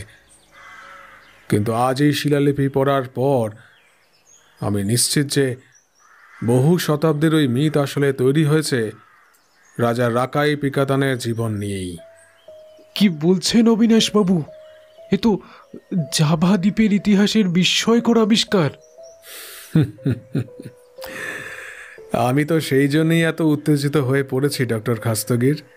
ওই রত্নভাণ্ডারের থেকেও আমার কাছে এই তথ্য অনেক আকর্ষণীয়। তবে মেজর কাপুর, আপনার জন্য কিন্তু উত্তেজনার খোরাক কিছু কম নেই। সেই রত্নভাণ্ডারের কথা এখানে আছে, আর তা আছে এমন এক সংকেতের মাধ্যমে যার মর্ম বোঝা আমার সাধ্য নয়। আমি শুধু পুরো শিলালিপির অর্থই কাগজে লিখে এনেছি। দেখুন এ থেকে কি রহস্য উদ্ধার করতে পারেন। অবিনাশবাবু কাগজটা টেবিলের উপর রাখলেন। আগ্রহের আতিশয্যে সকলেই একসঙ্গে ঝুঁকে পড়লাম কাগজটার উপর। স্পষ্ট পরিচ্ছন্ন হস্তাক্ষরে সেখানে লেখা আছে কয়েকটা লাইন। মেজর কাগজটা তুলে নিয়ে জোরে জোরে লেখাটা পড়তে শুরু করলেন। সঞ্জয় রাজবংশের হিন্দু রাজা রাকাই পিকাতানের জয় হোক। শ্রী মহারাজের পবিত্র নির্দেশে এই ইতিহাস খোদিত হচ্ছে। রাজা রাকাই পিকাতান রাজ্য বিস্তার ও হিন্দু রাজ্য প্রসারের উদ্দেশ্যে শৈলেন্দ্র রাজবংশের বৌদ্ধ রাজা সমারাতুঙ্গার বিরুদ্ধে যুদ্ধে জয়লাভ করেছেন। পরাজিত করেছেন যুবরাজ বালাপুত্রকে। অতঃপর রাজকন্যা প্রমোদাবর্ধিনীর সঙ্গে বিবাহসূত্রে আবদ্ধ হয়েছেন। রানী প্রমোদাবর্ধিনীর ইচ্ছা অনুসারে পবিত্র মঞ্জুশ্রী গৃহকে 100 মন্দিরে রূপান্তরিত করেছেন রাজা রাকাই পিকাতান। সেই সঙ্গে ওপাক নদীর তীরবর্তী এলাকায় তৈরি হচ্ছে হিন্দু মন্দির প্রাম্বানান। ইন্টারেস্টিং। এই মন্দিরের প্রসারের উদ্দেশ্যে ওপাক নদীর গতিপথ পরিবর্তন করা হয়েছে। মহারাজার নির্দেশে দেবতা শিবের সহচরী দেবী দুর্গার মূর্তি প্রস্তুত করা হয়েছে রানী প্রমোদাবর্ধিনীর আদলে। রানীর চক্রাবর্তে পবনদেবের করস্পর্শে বেন্দুং মন্দিরে মুক্ত হবে নদীর রুদ্ধপথ। মঞ্জুশ্রীর পথে 3 পুরুষের সম্পদ নিয়ে অপেক্ষায় রইল মহেশ্বরের সঙ্গীরা। বুকের ভেতরটা ঢিপ ঢিপ করছিল। শতাব্দী প্রাচীন এক বিপুল রহস্য যেন অকস্মাৎ আমাদের সামনে মেলে ধরেছে তার গোপন ঐশ্বর্য। সেই রত্নভাণ্ডার কি সত্যি আছে? এই লিপির ভেতরেই কি আছে তার চাবিকাঠি? আর থাকলেও মেজর মঞ্জিত কাপুর কি তার অসাধারণ বুদ্ধিমত্তা দিয়ে খুঁজে বার করতে পারবেন? মেজর পড়া শেষ করে চুপ করে বসেছিলেন। এবার একটা নিঃশ্বাস ফেলে বললেন, তার মানে প্রায় সবটাই রাজা রাকাই পিকাতানের জীবনের ঘটনা। তার জীবনের সংগ্রাম আর রাজত্বের মূল অংশ এখানে লিপিবদ্ধ করা হয়েছে শিলালিপির আকারে। আচ্ছা অবিনাশবাবু। হ্যাঁ বলুন। ওই যে রাজা সমরাতুঙ্গা, ইনি কোন রাজ্যের রাজা ছিলেন? মানে যাকে রাজা পিকাতান পরাস্ত করেছিলেন? মাতারম রাজ্য। অতীতের এক গৌরবময় রাজ্য ছিল এই মাতারম। শৈলেন্দ্র রাজবংশের বৌদ্ধ রাজারা বংশানুক্রমে এখানে রাজত্ব করছিলেন। সেই বংশেরই রাজা সমরাতুঙ্গাকে যুদ্ধে হারিয়ে হিন্দু ধর্মের প্রতিষ্ঠা করেন রাজা পিকাতান। বেশ, কিন্তু এর সঙ্গে ওই মিথ, মানে যেটার কথা আপনারা বলছেন, তার কি সম্পর্ক? এই লিপির থেকে যে ওই মিথের সৃষ্টি হয়েছে সেটা কিভাবে বুঝলেন অবিনাশবাবু? সেটা আপনিও সহজে বুঝতে পারবেন মেজর কাপুর, কারণ ওই মিথের যে গল্পটা এতদিন ধরে প্রচলিত হয়ে আছে সেখানে বলছে। একটা হাত তুলে অবিনাশবাবুকে থামিয়ে দিয়ে অনুপবাবু বললেন, 1 মিনিট অবিনাশবাবু, 1 মিনিট। গল্পটা আমি মেজরকে শুনিয়ে দেব, তাহলেই উনি নিজেই বুঝে যাবেন যে আমরা কি বলতে চাইছি। কিন্তু তার আগে যেটা বেশি ইম্পর্ট্যান্ট সেটা হলো ওই শেষের 2টো লাইন, যার কোনো মানেই বোঝা যাচ্ছে না। আপনি কি কিছু বুঝছেন মেজর কাপুর? ইয়েস, আপনি ঠিকই বলেছেন অনুপবাবু। ওই শেষ 2টো লাইনেই লুকিয়ে আছে রহস্য। আর ওই 3 পুরুষের সম্পদ, এটাই হলো সেই রত্নভাণ্ডার।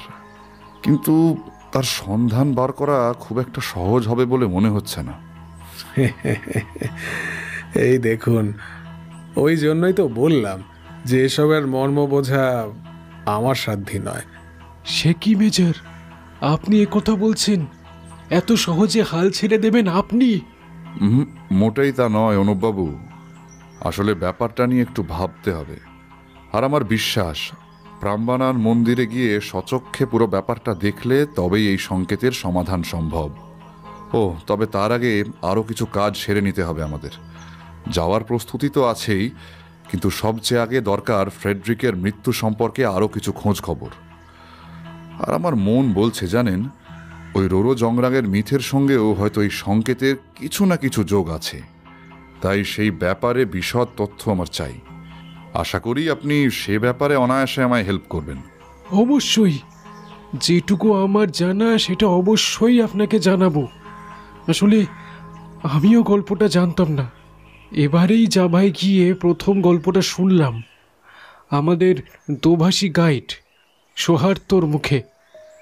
আর তারপরেই সেই গল্পের মধ্যে এমন একটা কথা জেনে খটকা লেগেছিল যে সেই রহস্যের সন্ধান করতে গিয়ে প্রায় 2 মাস ধরে তন্ন তন্ন করে ঘুরে বেরিয়েছি এই গোটা অঞ্চলটায়, কিন্তু তাতেও শেষ পর্যন্ত তার সমাধান করতে পারিনি। তবে গল্পটা কিন্তু ভীষণ ইন্টারেস্টিং মেজর। মেজর কোনো উত্তর দিলেন না। দেখলাম হঠাৎ থমকে গিয়ে ভুরু কুঁচকে তাকিয়ে আছেন অনুপবাবুর দিকে। অনুপবাবু জিজ্ঞেস করলেন, কি হলো মেজর? দোভাষী। আচ্ছা অনুপবাবু, আপনার এই পরিচিত দোভাষী কি যেন নাম বললেন? সোহার্ত, ও তো জাভারই লোক, গাইড হিসাবে ওর কাছে প্রচুর সাহায্য পেয়েছি আমরা। তাই নাকি? বাহ! তা সেই লোকটিকে কি এবারও পাওয়া যেতে পারে আমাদের সঙ্গে? মানে ওখানে ওকে পেয়ে গেলে আমাদের কাজটা আরো সহজ হয়ে যাবে আর কি। কেন পাবেন না? যা দেখেছি লোকটি বেশ পপুলার। কারণ আমাদের সঙ্গে গাইড হিসেবে ঘুরে বেড়ানোর সময় প্রচুর স্থানীয় লোকের সঙ্গে ঘনিষ্ঠ পরিচিতের মতো ওকে কথা বলতে দেখেছি আমরা। তাই আমার মনে হয় ওখানকার যে কোনো হোটেল থেকে সহজেই তার খোঁজ পাওয়া যাবে। তবে ওরকম অনেক দোভাষী গাইড কিন্তু ওখানে পাবেন। ঠিকই, তবে অনুপবাবু অন্য কেউ না, ওই সৌহার্দ্যকেই আমাদের চাই, কারণ তাতেই আমাদের সুবিধে। আপাতত চলুন ওঠা যাক, প্রচুর কাজ বাকি পড়ে আছে। অবিনাশবাবুর বাড়ি থেকে বেরিয়ে মেজরের জিপটার দিকে এগোতে এগোতে মাথাটা ভোঁ ভোঁ করছিল। হঠাৎ খুঁজে পাওয়া একটা পাথরের সঙ্গে রত্নভাণ্ডার, কিংবদন্তি, রহস্যময় মৃত্যু, এসব একটার পর একটা জুড়ে সমস্ত ঘটনাগুলো যেন গুলিয়ে যাচ্ছিল। কিছুই বুঝে উঠতে পারছিলাম না। মেজরই বা হঠাৎ এমন চুপচাপ হয়ে গেছেন কেন সেটাও বুঝতে পারছি না। শুধু বুঝতে পারছি নানা রকম সুতোয় তৈরি একটা বিশাল বড় মাকড়সার জাল ধীরে ধীরে বোনা হয়ে গেছে আমাদের চারপাশ ঘিরে। চোখের সামনে ঘন অন্ধকার, তার মধ্যে জটিল সব রহস্যের হাতছানি।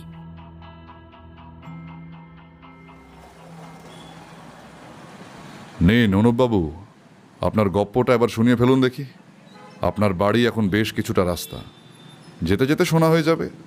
জিপটা বাইপাসে রাস্তায় ওঠার পর মেজর বললেন কথাটা। সঙ্গে সঙ্গে আমি আর অরিন্দম সায় দিলাম। এতক্ষণ কোনো কথাই বলিনি আমরা, কিন্তু মনটা ছুঁকছুক করছিল গল্পটা শোনার জন্য। বিশেষ করে অনুপবাবু নিজেই যখন বললেন যে গল্পটা ইন্টারেস্টিং।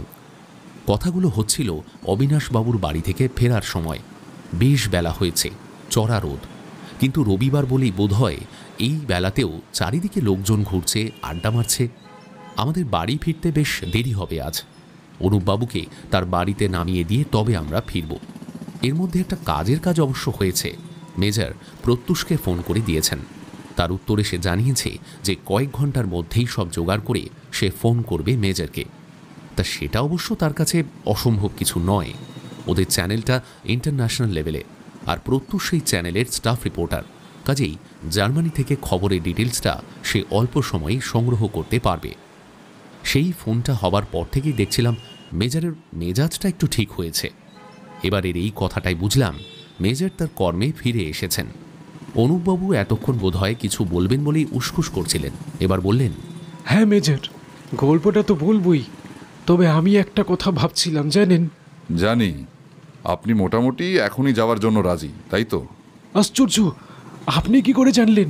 আপনি বারবার কাগজের লেখাটা পড়ছেন, বিশেষ করে শেষ দিকে রত্নরাজির সংকেতের জায়গাটা, আর বারবারই চিন্তিত হয়ে পড়ছেন। সেটা মিরর ভিউতে আমার চোখে পড়েছে অনুপবাবু। কয়েক শতাব্দীর পুরনো একটা রত্ন ভাণ্ডারের সন্ধান হবে, আর তার প্রত্যক্ষ অভিজ্ঞতা পাওয়ার সুযোগ থাকতেও ছেড়ে দেবেন? এটা কি একজন প্রত্নতাত্ত্বিকের পক্ষে সম্ভব? সাধু সাধু, সত্যি মেজর, এই জন্যই। থাক থাক, আপনি গল্পটা শুরু করুন অনুপবাবু। সে যে ঠিক কতদিন আগেকার কথা তা কেউ জানে না। প্রাচীন জাভাতে পাশাপাশি ছিল দুই শত্রু রাজ্য, পেঙ্গিং আর বোকো। এই পেঙ্গিংয়েরই রাজপুত্র ছিল যুবরাজ বান্দং বন্দোসো। সে নাকি ছিল অলৌকিক ক্ষমতাধর। আর ওদিকে ছিল প্রতিবেশী রাজ্য বোকো, যার রাজা ছিল নরখাদক দানব প্রভু বোকো। এই প্রভু বোকোর মেয়ে ছিল অপরূপ সুন্দরী রোরো জংগ্রাং। প্রভু বোকো রাজ্য প্রসারের জন্য পেঙ্গিং আক্রমণ করলে যুদ্ধ বাঁধে। সেই যুদ্ধে রাজপুত্র বাংদুং তার অলৌকিক ক্ষমতা বলে প্রভু বোকোকে হত্যা করে, আর রাজকন্যা রোরোর রূপে মুগ্ধ হয়ে তার পাণিপ্রার্থী হয়। গণ্ডগোলটা বাঁধে এরপরেই। রোরো যখন কিছুতেই তার পিতার হত্যাকারীকে বিয়ে করতে রাজি হয় না, তখন বাংদুং তার রাজনৈতিক প্রভাব খাটিয়ে তাকে বাধ্য করে রাজি হতে। কিন্তু রোরো বাংদুংকে এক অসম্ভব শর্ত দেয়। এক রাত্রের মধ্যে 1000 মন্দির তৈরি করতে পারলে তবেই সে বাংদুংকে বিয়ে করবে। রাজকন্যা রূপে সম্মোহিত বাংদুং সেই শর্তে রাজিও হয়, আর তারপরেই শুরু হয় সেই অলৌকিক কাণ্ড। বাংদুমের আহ্বানে মাটির ভেতর থেকে সেই রাত্রেই উঠে আসে শয়ে শয়ে প্রেতাত্মা। তাদের সাহায্যেই বাংদুং চোখের নিমেষে তৈরি করতে থাকে মন্দিরের পর মন্দির। এইভাবেই 999টা মন্দির তৈরি হয়ে যাওয়ার পর যখন শেষ মন্দিরের কাজ চলছে, তখন রোরো করল কি, চালাকি করে তার চাকরানীদের দিয়ে পূর্ব দিকে আগুন জ্বেলে উনুনে ভাত বসিয়ে দিতে বলল। মানে? অবাক হয়ে জিজ্ঞেস করলো অরিন্দম। আমিও অবাক, এমনকি মেজরও কথাটা শুনে ঘাড় ঘুরিয়ে দেখলেন। অনুপবাবু একটু হেসে বললেন, ওটাই তো হচ্ছে চালাকি। আসলে তখনকার প্রথা অনুযায়ী ভোরবেলা আগুন জ্বালানো মানেই সূর্য উঠতে চলেছে। তার রাজকন্যা চালাকি হাতে হাতে ফলে গেল। আগুন দেখেই বাইরে মোড়ক ডাকতে শুরু করলো, আর তাই শুনেই রাত শেষ হয়ে গেছে ভেবে প্রেতাত্মারা নিমেষে চলে গেল মাটির ভিতরে। শেষ মন্দির রয়ে গেল অসমাপ্ত। এইভাবে রাজপুত্র বাংদুংকে ঠকিয়ে দিয়ে জিততে চাইল রোরো জংগ্রাং। তবে শেষ পর্যন্ত এর ফলাফলটা কিন্তু ভালো হলো না।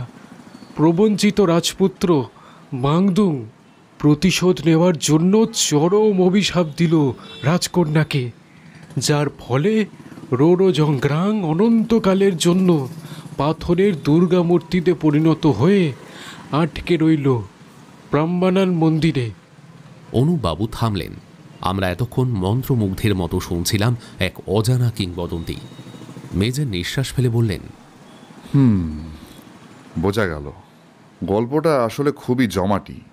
আর যেহেতু বহুকালের প্রাচীন কাহিনী, মাঝের ইতিহাসটার কোনো সন্ধান ছিল না, তাই স্থানীয় লোকের মুখে মুখে ছড়িয়ে পড়তে দেরি হয়নি। কিন্তু এখন এই শিলালিপির অনুবাদ থেকে এটা পরিষ্কার যে অবিনাশবাবু যেটা অনুমান করেছেন সেটাই ঠিক।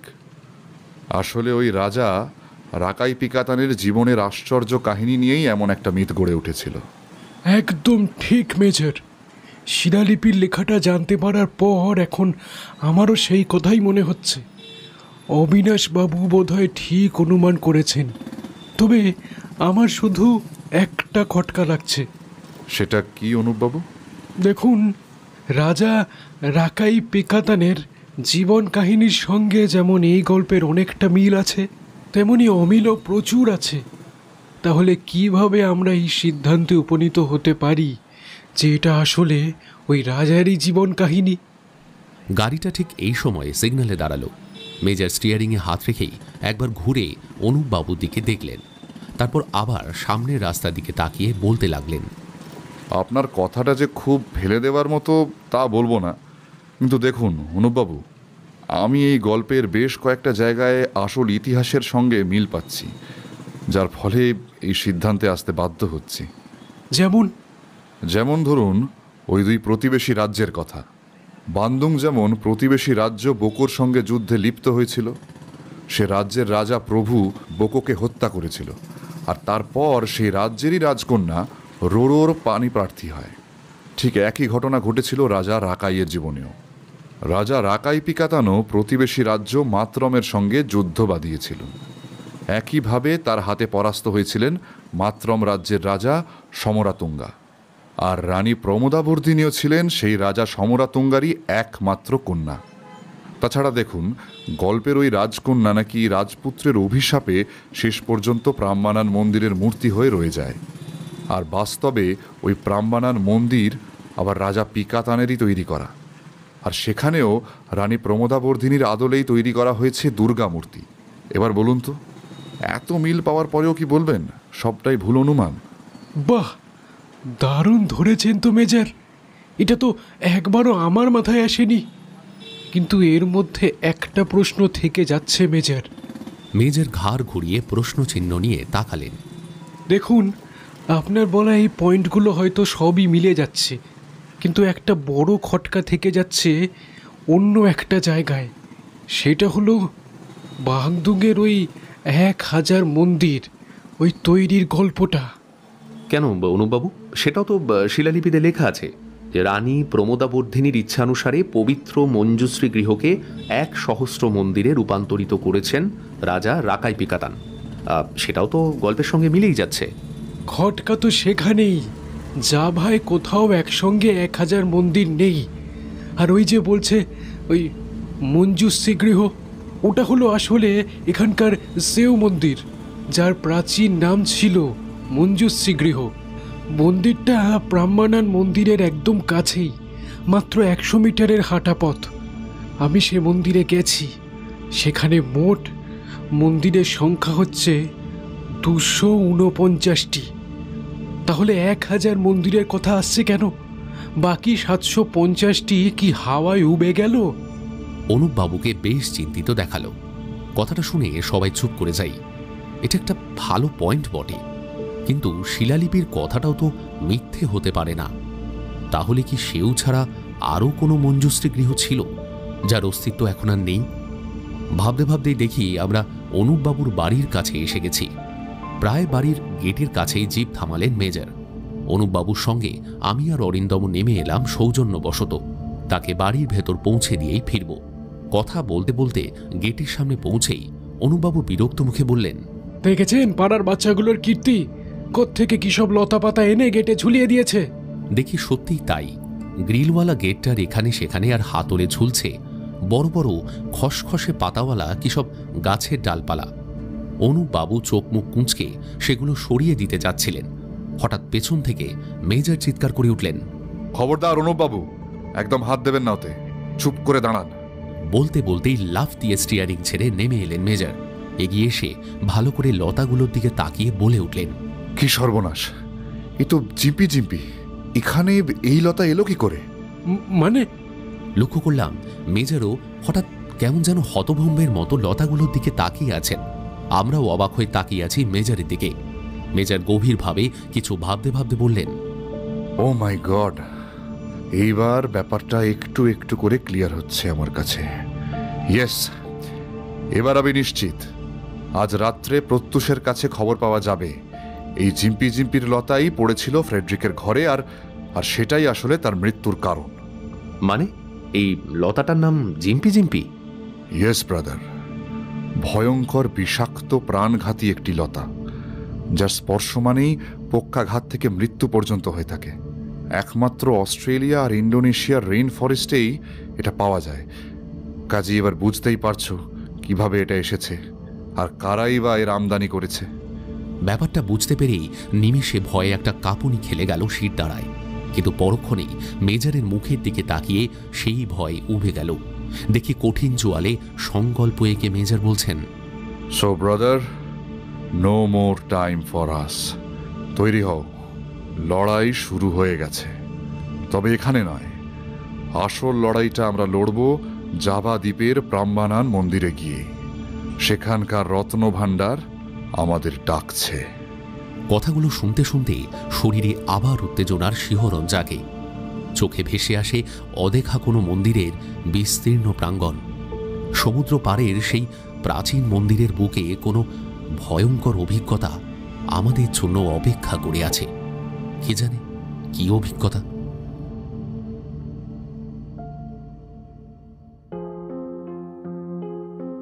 তো বন্ধুরা, কেমন লাগছে আজকের গল্পটা? কমেন্ট করে কিন্তু অবশ্যই জানাবে। নিশিরাগ গল্পের আড্ডায় আজকে চলছে সুলেখক কৃষ্ণেন্দু বন্দ্যোপাধ্যায়ের কলমে মেজর মঞ্জিত কাপুর সিরিজের গল্প শিলা শত্রু শিহরণ। গল্পের প্রথম পর্ব আজকে এখানেই শেষ। গল্পের অন্তিম পর্ব নিয়ে ফিরে আসব আগামীকাল রাত ঠিক 8টায়। ভালো লাগলে কিন্তু অবশ্যই চ্যানেলটি সাবস্ক্রাইব করে দিও। আর হ্যাঁ, বন্ধুদের সাথে শেয়ার করতে ভুলো না। মেজর মঞ্জিত কাপুর কি শেষ পর্যন্ত শিলালিপির এই রহস্য সমাধান করতে পারবেন? জানতে হলে শুনতে থাকো। দেখা হবে কালকে।